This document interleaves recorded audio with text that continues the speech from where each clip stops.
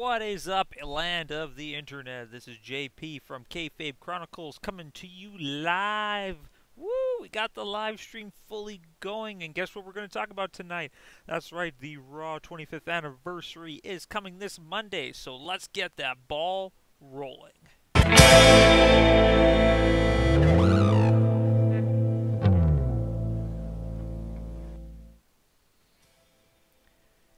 What is up, internet land? Like I said, JP from Fave Chronicles coming to you with our live channel. Just got this going yesterday. Hopefully we can get it going a little bit better today. See, we got the live chat. Live chat is up, so please, anybody out there who is in the room, let me know what you guys think. Well, let's say we're going to be talking about Monday Night Raw 25th anniversary for a little bit. I got some time, so I'm going to get to you what I think about all of it. Like I said, I've been a wrestling fan since, the mid-'80s, probably 87, 88, I guess. It all kind of happened. My dad's youngest sister, my Auntie Liz, she was a huge wrestling fan. She was a big fan of the Rockers. Not Shawn Michaels, ironically. It was actually Marty Jannetty. So I think she kind of got me into it. Whenever she'd watch me or we'd ever go over to their place, we'd always check out the wrestling. So yeah, I've been watching Monday Night Raw since pretty much the beginning. I still remember that first episode. I really loved the old setup, in that kind of it didn't look so much like an arena. It looked like a theater, in my opinion, like a theater more than anything. But it's sad because, as vast as my wrestling knowledge is, I don't really remember a lot of the matches, though. But pretty much I'm just going to go right out there. One of my favorite Monday Night Raw moments of all time has to be when the 1-2-3 Kid beat Razor Ramon. 1-2-3 Kid for me, like Sean Waltman, X-Pac, Six, whatever you want to call him, was a huge inspiration for me growing up. Mainly because of his size. Look at me. I'm not big. I'm not a big dude. Never have been. Never will be. But yeah, just seeing someone like him beat Razor Ramon, that was huge, and it was so inspirational, seeing that like a guy of his size and stature could beat a larger wrestler. Granted though, Sean Waltman's actually a pretty big guy though, he is over 6 feet. And it's funny because when you see a lot of the wrestlers, they're just huge. Even the smaller wrestlers are big guys, like the 1-2-3 Kid. And you're just and then you got guys like AJ Styles and Chris Jericho who are, average size but still do all that good stuff. But yeah, to me, just Monday Night Raw especially was just always something that I could, come home after school, and watch Monday Night Raw. I always knew that it would be on TV. Saturdays, I had my, Saturday night's main event. I had Wrestling Superstars. Sunday, we had Sunday Night Heat. And Monday, you had Monday Night Raw. And that's exactly what it was. Monday Night Raw, though, I just loved its format back in the day.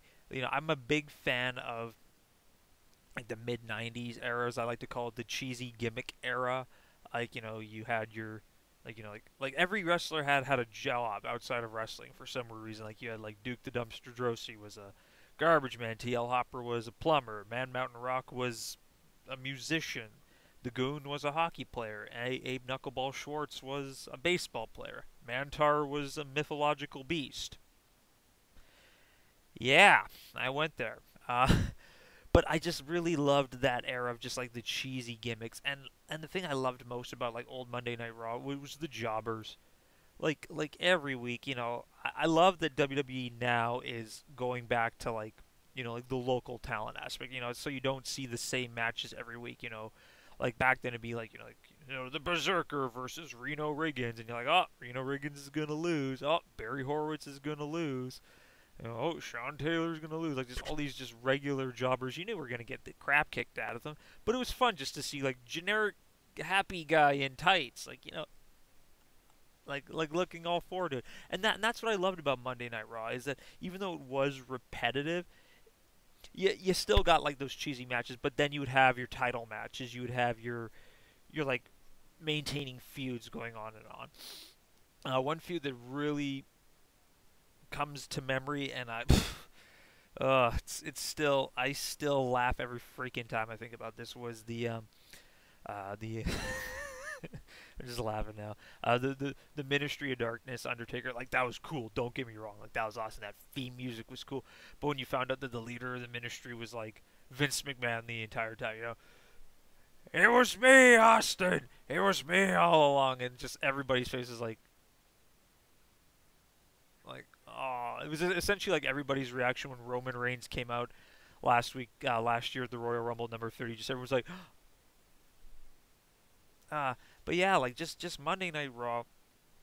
It was just such a staple of my youth watching wrestling. It kept me interested every week. Like, I knew that, like, because we didn't have tons of money growing up, so I didn't get to see the pay-per-views that often.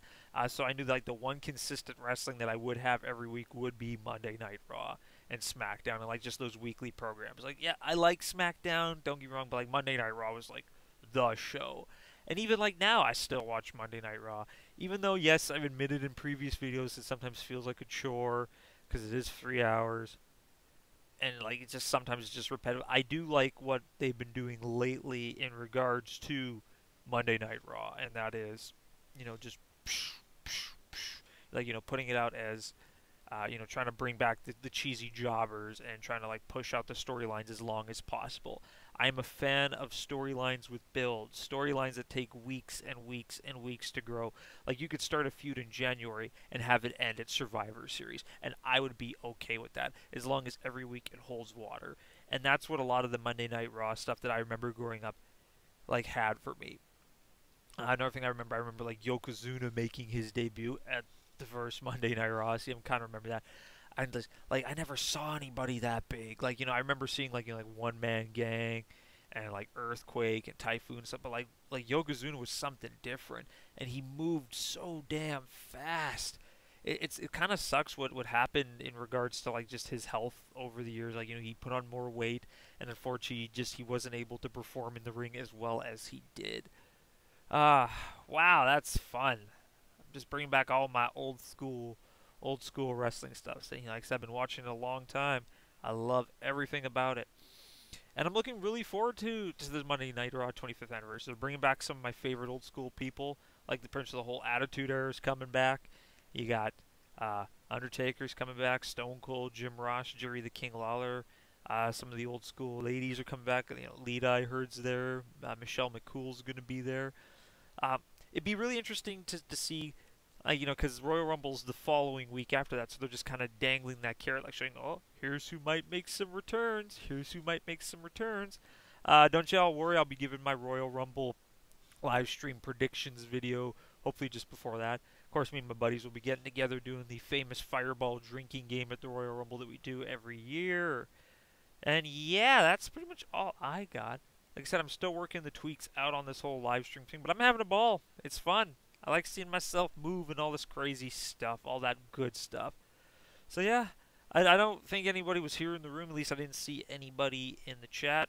I'll check out the things later. Right now I don't got the YouTube running. I just got the actual studio going right now. But yeah, I'm loving every second of this. It's way more fun than rendering and editing. Way more fun. So yeah, as always, if you guys like that video, wait, that side, yeah, right there. Hit that subscribe button, and also check out our Twitter account and our Facebook page. Check those both out. And like it says down below, what are some of your guys' favorite Raw moments? Let me know in that comment section below. As always, this is JP from Kayfabe Chronicles, and I will see you guys next time.